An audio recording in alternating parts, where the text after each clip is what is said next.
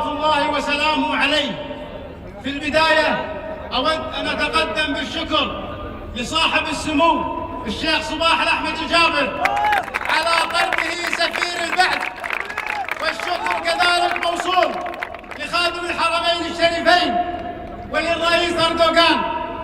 أنا حقيقة ودي أرد على البعض من يدافع واستمات في الدفاع عن البعث وعن سفير البعث. في 2003 حتى لا ننسى، في 2003 عندما سقطت على الكويت صواريخ الطاغية صدام حسين، طلب الشيخ محمد صباح السالم وزير خارجيتنا أن يصدر بيان من الجامعة العربية بإدانة هذه الصواريخ. وقال فاروق الشرع اللي كان وزير الخارجية وحاليا هو نائب رئيس النظام البعثي، قال يا محمد صباح السالم أنتم لا سيادة لكم على أرضكم، أنتم لا سيادة. أنا هذه رسالة وجهها للمدافعين عن نظام البعث.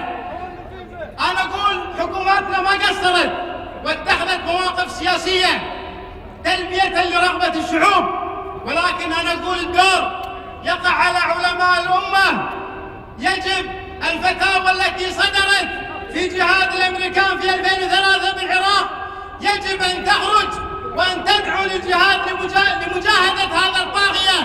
أتطرف إيماننا بالله فيه، عصر تطرف بالهوى وتزندق. أو كان إرهابا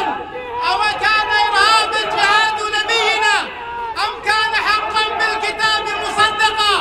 إن التطرف أن نذم محمدا والمقتدين به ونمدح عملقا. إن التطرف للطغاة سجية شربوا به كأس العداء معتقا. إن التطرف أن يظل رصاصنا متلعثما ورصاصهم متضيقا. في الختام أقول لإخواننا الشعب السوري كما قالها هرقل في سالف الزمن، سوف يقولها بشار الطاغية: وداعا يا سوريا، وداعا لا اجتماع بعده. والسلام عليكم ورحمة الله.